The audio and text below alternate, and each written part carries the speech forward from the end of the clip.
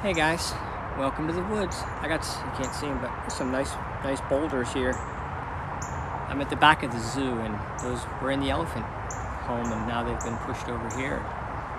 Anyway, it's a nice spot. You can hear a little bit of the highway, so I apologize about that. There's a bird going too, so hopefully the bird's louder than the cars. All right, so I wanted to try to coerce you into focusing just on yourself and ignoring everyone around you for a time period. And here's sort of the agenda.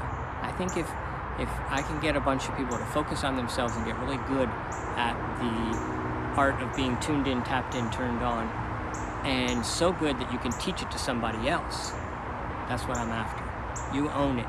You don't have to be the teacher, you don't have to put together a program, but you own that there's a certain way to conduct yourself. It's a certain vibration aspect of an outward expression of your interpretation of who you are. Who is your soul? How connected are you to your God source? If you're really connected, then a lot of clarity comes to you, peace comes to you. You talk nicely to yourself, you are good to yourself, you treat yourself well.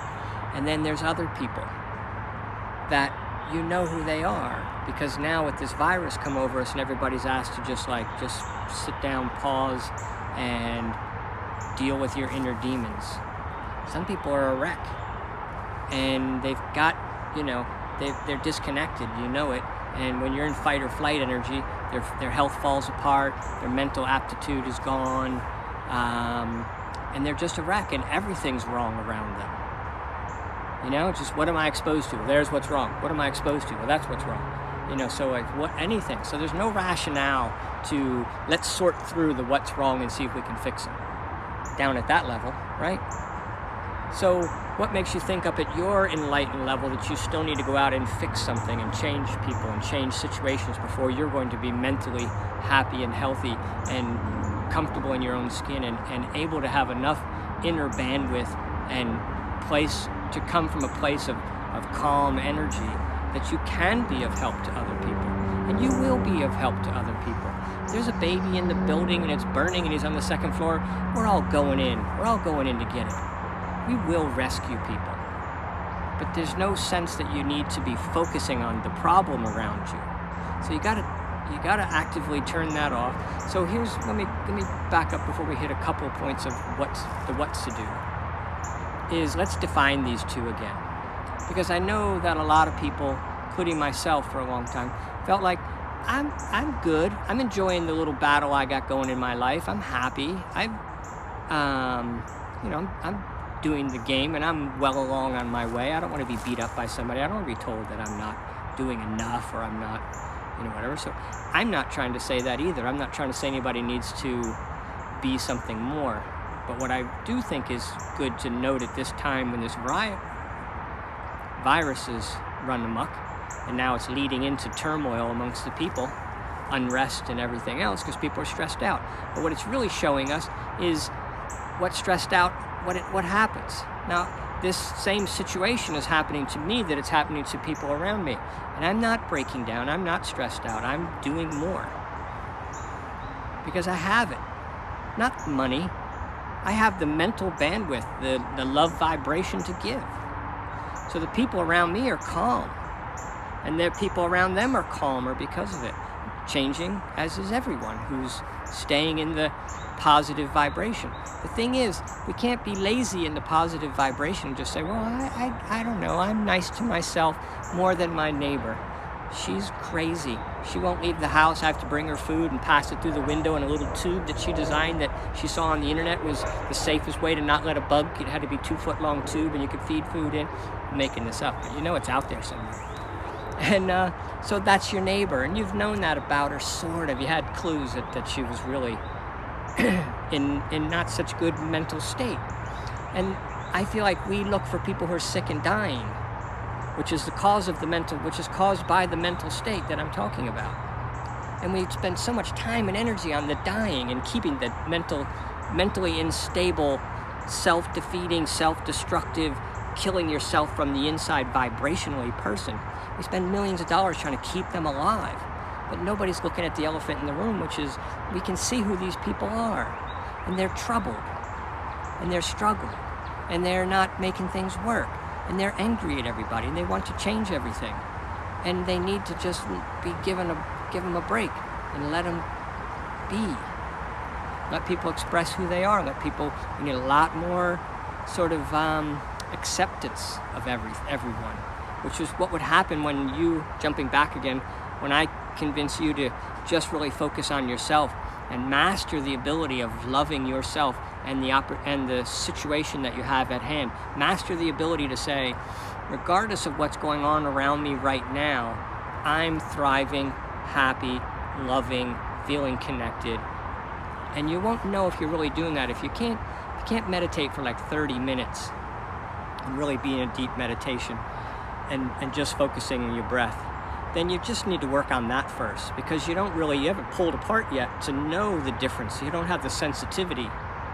Vibrational sensitivity is critical. Here's what we're dealing with, really. So those who do have a vibrational sensitivity, learn how. Let's put together a program. I'm going to work on something, but everybody should work on their own, because there's a million different ways to let go. I have to let go of different things than other people do. And anyway, and there's a lot of people to help and a lot of plans out there and things like that. But I'm going to put together something. So maybe tomorrow I'll put together a list of like who I think, if you want to go at it in a techie way, you want to learn how to get tuned in, tapped in, turned on, spiritual awakening from a techie version where it's reading your brain waves and teaches your brain very quickly, like, oh, I feel the difference. Yeah. Okay, just carry that with me all week. You're going to check in with me every day for a little while. You can pay for that program and it works great. And then otherwise you can just do it for free on YouTube, and then it's just a matter of listening to something a couple times a day, taking your time to meditate. Just do the routine for a while. Just let everything else go. Save the bandwidth for working on yourself. And in no time, you'll get more sensitive. Once you're more sensitive, then you can really tell the difference what I'm talking about. The people who are causing, because their world is so troubled, they're picking at wherever you put them. They see the negativity of what's going on. This is what's wrong here. This is what's wrong here. And you're just like, for a while, you're holding this person like, I can't really help you. I can't talk you out of the wrongness. And everywhere I place you, you complained about the wrongness still. I'm like, you've got internal wrongness bug. You need to go in and love on yourself and learn how to talk nicely to yourself and take everything off your plate.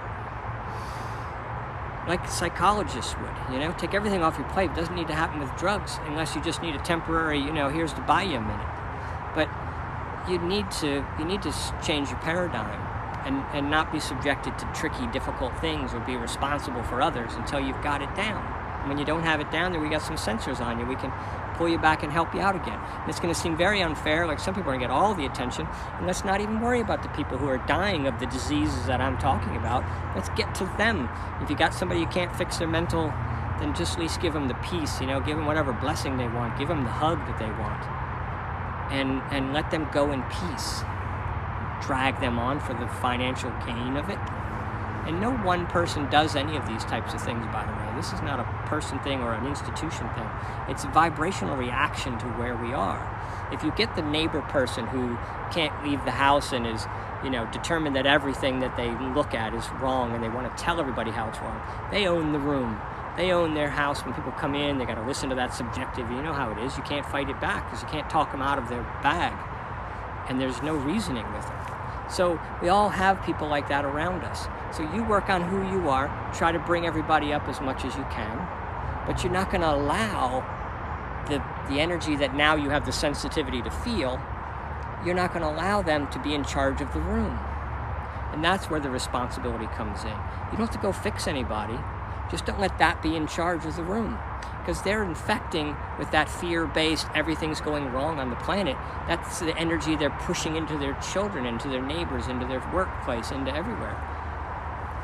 And now we have an opportunity to see who they are. The sensitivity is a little bit more apparent. You have to be more sensitive. Because if this racked you, then you weren't really grounded. You didn't really have a good sense of it's all perfect.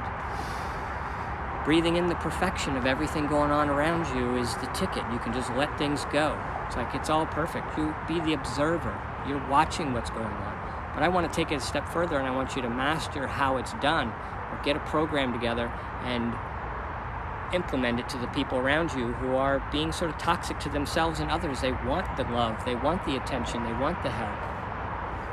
They may not seem like it at first, and you can't use a lot of words. You just got to come in and whatever the problem is they're having, let's just eliminate it.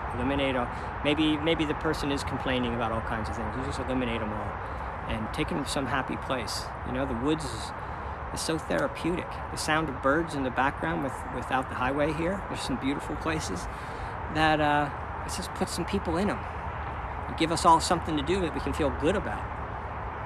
And there's a tipping point. You only need a certain percentage of the population to sort of change their paradigm and be like, you know what? When I'm tuned in, tapped in, turned on, and I'm feeling the love and perfection, everything around me, I got clarity. I have connection to the God source. I have everything you want. You are a co-creator. And that's not rocket science. It's very simple. It's just a matter of how do I know I should be helping someone back over, or how do I know I need to go over and get help myself? It doesn't really matter. You're always working on yourself.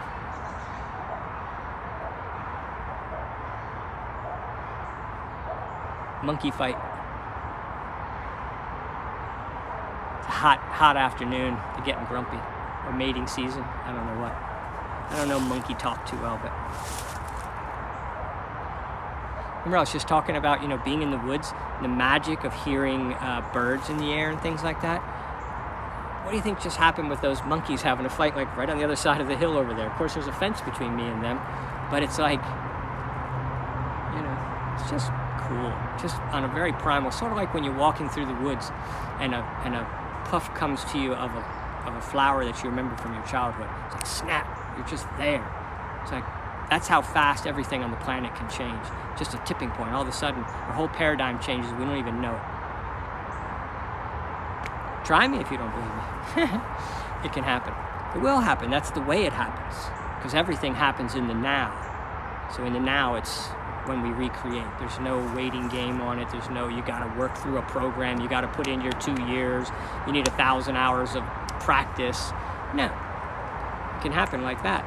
But I think this light is kind of weird, that the practice situation is, there's something to be said for that. I wouldn't call it practice. I think we need reminders. We need to keep pointing us back. And that's where I think you could help other people. Help them to stay on track, tuned in, tapped in, turned on. And to quote the scripture so you don't bash on me, let the dead bury the dead. Focus on the living.